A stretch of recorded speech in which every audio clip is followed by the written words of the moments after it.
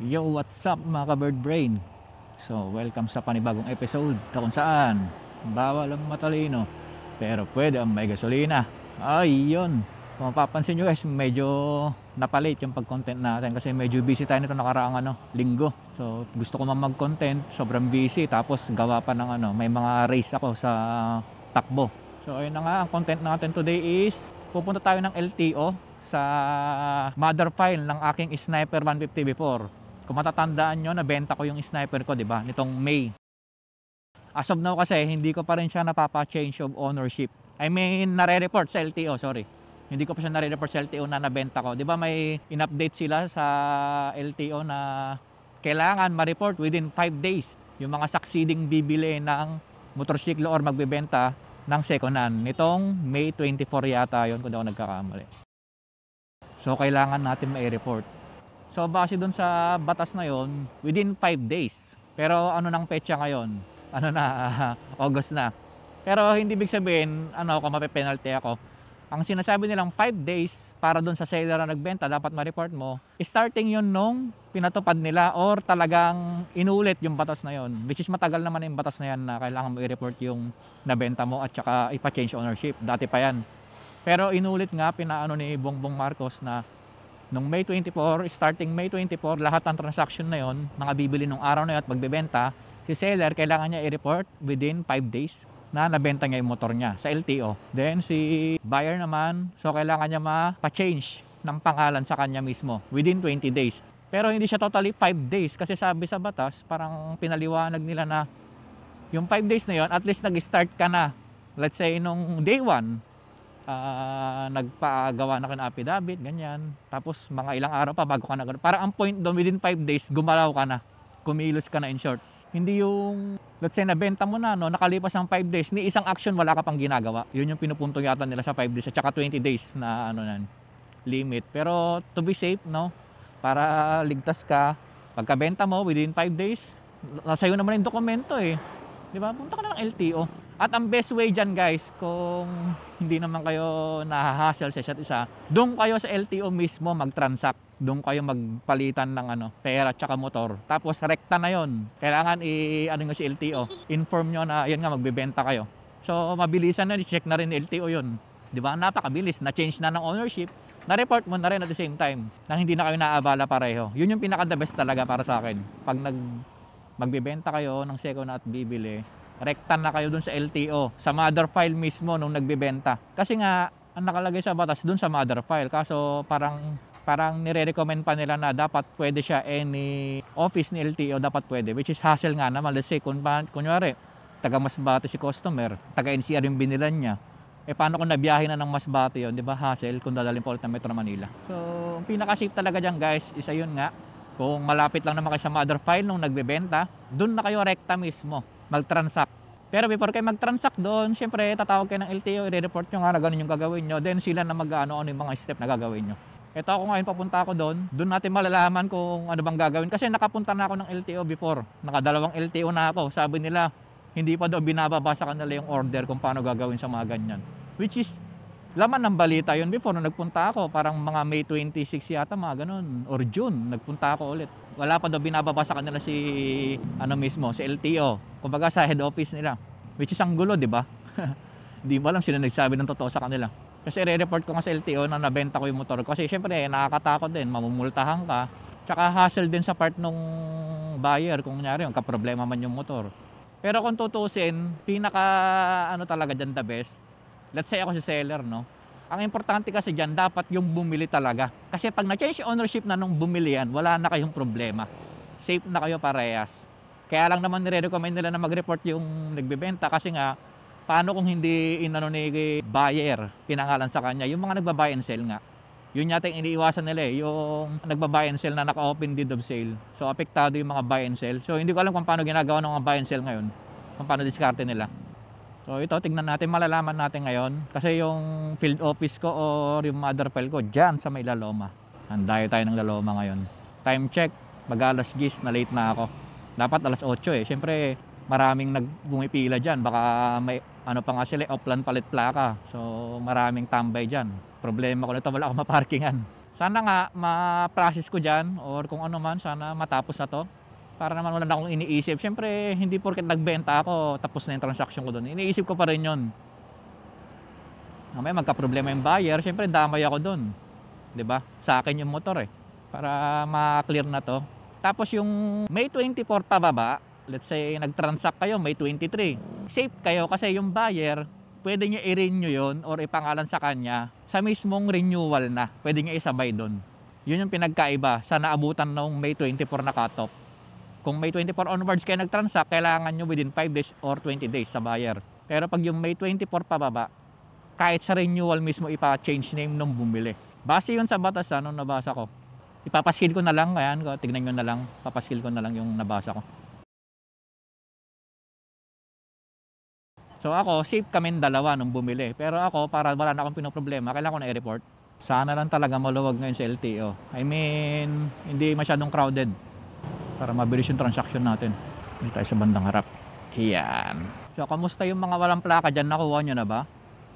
So, kung gusto nyo malaman kung paano nyo makuha yung plaka nyo, ito ilalagay ko yung video. Yan, panoorin nyo dyan. Click nyo lang yan yung lumabas na link na yan. Dyan yung panoorin. Or kung nasa Facebook ka, rekta ka sa YouTube ko, hanapin mo. Nandun yun kung paano ang proseso sa pagkuha nyo ng plaka. So, balik tayo. Ayan, medyo malapit na tayo sa La Loma. Hindi ko alam kung doon pa rin yung office nila kasi matagal ko lang hindi napunta yung La Loma na to, LTO La Loma. Medyo magkalapit lang yan nung LTO na ito, yung bago kong ADV, yung mother file nito sa may GR Araneta, magkalapit lang sila Parang mga 2 kanto lang yata o 3 kanto lang pagitan. Hindi ko sure kung bukas pa rin yung La Loma na yun. Kasi tagal na nung La Loma na yun, sana bukas pa. Mamaya nilipat na pala, no? Ngayon, ang dala kong dokumento ay yung ORCR ko, syempre yung valid ID ng buyer, valid ID ko, tig-2 kami, then yung deed of sale namin, yun lang. Kasi yun na naman kailangan mo na i-present na parang katunayan na nagbenta ka ng motorsiklo mo. So tara, medyo malapit na tayo. Lipat tayo sa bandang unahan. Yeah. Yung La Loma LTO, malapit lang sa kanto ng Del Monte Ave. Parang magkasunod lang sila na kanto. Lipat tayo dito. Ano nga tayo ng motor? Sipatin nga natin yung mga nakamotor. Kung mapapansin nyo guys, yung mga nakamotor ngayon, halos mga may plaka na. Bilangin nga natin kung may makita pa tayong walang plaka. Walang plaka or mga naka-MB file number lang. So far wala pa akong nakikita na naka-MB file number or temporary plate. Kasi before talaga, halos nagkalat yan, makikita mo. Temporary plate, MB file number. Pero ngayon, medyo naglabasan na yung plaka. Medyo maluwag yung kalsada ngayon kasi pagkagantong dito sa may GR Araneta, medyo traffic dito Medyo maluwag ngayon. Kasi pag rush hour dito, usually sobrang traffic Kaya masabi natin medyo himala. Ano ba ang lagay? Ayan guys, sinisipat ko yung mga katabi ko. Ayan, may isa, MB file number. Pero halos lahat talaga. Ayan kahit mga lumang motor, may plaka na sila. Ito, Quezon Ave na tayo. Isa to sa pinaka-traffic na crossing, Quezon Ave. Labas tayo dito sa gilid. Iingat lang tayo dito kasi may part na maputik, madulas. Madulas plus lubak. Sige, labas. Yan yung mga ganyan. Sakto yung gulong. May emergency sa likod. Ito si Idol. May plaka siya pero yung plaka niya temporary. Ayun na lang to. Improvised plate. Pero may plaka, may plate number siya. Pero yung mga gantong may plate number ng lumabas, may plaka na yan Hindi lang nila kinukuha. Ang pahirapan talaga yung mga model na MB file number lang tapos hindi pa lumabas yung plaka. Pero ngayon, 2017 pa ba naglabasan na So check nyo na lang yung video ko kung paano kunin yung plaka nyo. Yan guys, makikita nyo sa kaliwa ko yan. Yan yung LTO GR Araneta.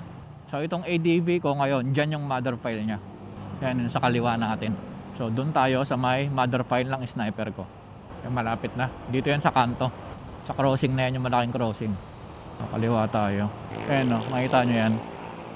LTO La Loma District Office.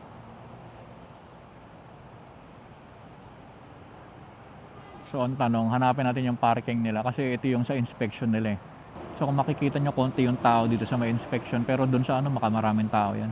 Sana may parkingan. Ayun na, let's go, let's go.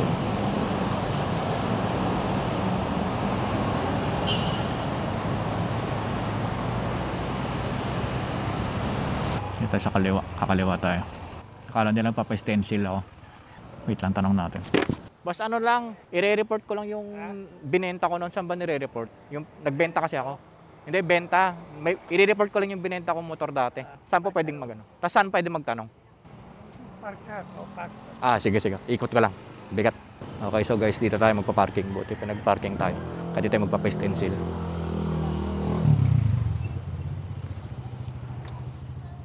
Okay, kasi parking to nung mga nag-stencil. Patayin ko muna to guys. Itanggalin ko, mahirap na.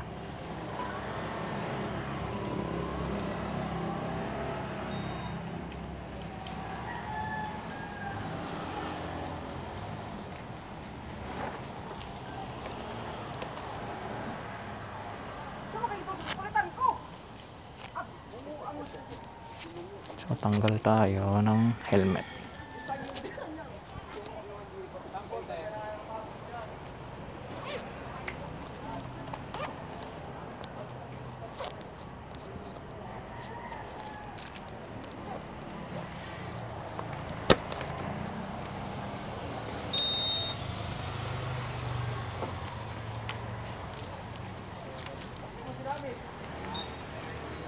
So balitaan ko na lang kayo mamaya.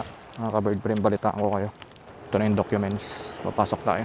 So ito na yung office nila. So papatayin ko na yung camera guys. Baka ipapatay nila ito. So yun na nga mga ka-bird brain. Natapos na. So hindi ko sure kung yun na talaga yun. Kasi sa totoo lang, parang hindi organized yung LTO. So yun na nga. So una nagtanong ako dun sa yung parang mga nasa harapan, yung sa inspection. So halos lahat sila parang di sila aware sa proseso nitong na to. Which is the same sa pinunta kong LTO before sa Imus. Parang di sila aware sa proseso nitong nire-report. Kumbaga hindi sila organized pagdating sa bagay na yan. Tinuro ako sa may records na window. So pagpunta ko ng records, may isang lalaki yun nga.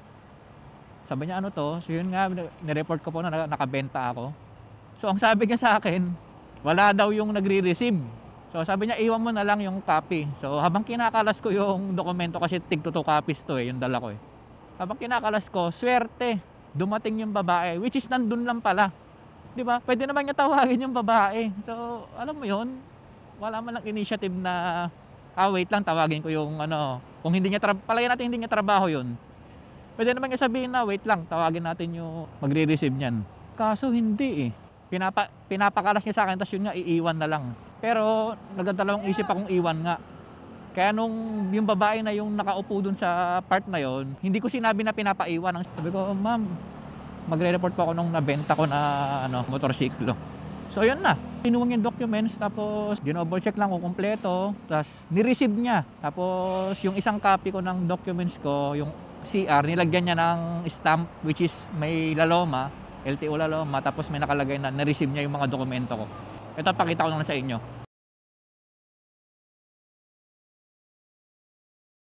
Tapos tinanong ko siya, sabi ko, okay na ba yan? Wala na akong kailangang i-check or whatsoever. Sabi niya, okay na yan. Pero sa part na yon, parang ako, diskumpiyado, alam mo yon, yun na yon, parang wala man lang proof, wala man lang silang transmittal, wala man lang documents na sinacertify na si Matt, ganito, ganyan, nireport niya yung binenta niyang motor. Wala, as in receiving copy lang. Para nangyari, yung copy ko na CR, nilagyan nga nilang stamp na parang katunayan na ni-receive nila. Which is sa part ko naman, masasabi ko nang safe na ako kasi ni-receive nila So kunyari, kung magka-aberya man, ayan po patunay na ni-receive na nung LTO laloma yung documents ko. Na talagang nag-report ako. Feeling ko wala pa sila talagang proper dito, step kung anong gagawin nila. Kasi parang nag-aalangan pa yung lalaki kanina, ano ba gagawin niya? Di niya alam yung gagawin niya. Which is yung babae naman, alam niya yung ginagawa niya, pero yun nga, ni-receive niya lang. Sana man lang sila, meron man lang silang yung parang ni-certify man lang na si Matt nagpunta dito sa may LTO Laloma, ni-report niya yung nabenta niyang motor, which is ito, kompleto naman yung dokumento na kailangan. Parang ganon. Ang parang nagsicertify lang talaga na nag-submit ka is yung stamp nila, which is pwede ko na ilaban yun kung sakaling magka-problema. In short, talaga, hindi pa pulido yung proseso ng LTO. Grabe. Wala talaga tayong asahan dyan. Sorry pero yun yung napansin ko sa LTO, hindi organized. Parang kanto-kanto lang yung proseso nila. Sila kasi hindi mo naman masisi yung mga staff na yan Kasi umaasa lang sa mando sa taas yan, kung sino nagpapalakad sa kanila. So, hindi rin kasalanan ng mga staff yan. Kasi kung ano yung mando sa kanila, anong trabaho nila, yun lang yun. So kunyari nagpa-implement si ganto, si management, eh iba naman ang turo sa loob, wala rin, di ba? Nagpa-implement pero kulang-kulang. Hindi ko na na-videoan sa loob kasi baka sitahin ako eh. Syempre alam ka naman naka-helmet ako or naka-video. Baka pagalitan kasi ako, mahirap naman yung ganun. Although alam ko pwede naman yata kung magpapaalam ka pero hindi na eh, parang nagmamadali kasi ako. So hindi ko na napakita yung convo namin nung lalaki tsaka ni ma'am. Pero anyway, yun na naman yung goal ko eh. Kasi kanina nung sinabi ng lalaki na iwan ko na lang, medyo nalulungkot na ako. Sabi ko, mukhang delikado yun parang mapupunta sa kawalan yung papel ko So maswerte na talaga. Biglang umupo doon yung babae. Yung mga nagbenta ng motor, gawin nyo yung ginawa ko guys. Kasi sa part nyo rin to, para in case na magka-problema si motor mo, si buyer or sa LTO man, ma-check na, nakapangalan sa'yo to. At least, absuelto ka kasi may kopya ka. Ayan, nag-report ka sa LTO na nabenta mo yung motor mo. Talagang nag-effort ka. Unlike yung nagbenta ka lang tapos dead mo ka na. 'Di ba? At least safe para sa part mo. Safe din para sa part ng buyer. So si buyer dapat sa renewal niya magpa-change ownership na siya. Para wala na kaming problema both sides. Ako clear na ako sa part ko kasi na-report ko na eh. So yung part na lang niya kasi pag nahuli siya doon, syempre kunyari nagka-aksidente, nakapangalan pa kasi sa akin yun eh. Ang mangyari niyan, ako yung hahanapin. Pero yun nga, pag hinahanap ako, kunyari nakabangga siya, yung tinakasan, wala naman sana mangyaring ganun. Ako hahanapin. Pero yun nga, may proof ako na nabenta ko na yan, mayroon akong ni-receive ni LTO, na-report ko yan, na nabenta ko na yan nung May pa. Ayun, absuelto na ako. Cargo na nung buyer yun. Pero ang pinaka the best talaga dyan, pag magbebenta kayo, dun na kayo mismo sa LTO, sa mother file nyo mismo. Kung malapit lang naman sa inyo yun, dun na kayo mag-transact para mabilis. Yung mga kailangan yung documents, masasabi na agad nila. So ayun guys, ulitin ko lang yung step so pag nagbenta ka ng motorsiklo, kailangan mo ng 2 copies ng valid ID ng buyer, 2 copies ng valid ID mo, then magdala ka na rin ng 2 copies ng deed of sale nyo, then 2 copies ng OR at saka CR mo. Kasi nga, yung isang copy ipapasa mo sa LTO, yung isang copy mo naman na set, yun yung re-receivein nila na parang lalagyan nila ng stamp na katunayan na nagpasa ka sa kanila ng mga dokumento. So yun na naman mga ka-Bear Brain, sana may natutunan kayo. So hanggang dito na tayo mga ka-Bear Brain. Lagi niyong tatandaan na hindi ka bobo, hindi ka tanga, at lalong hindi ka mangmang dahil ikaw ay isang Bear Brain.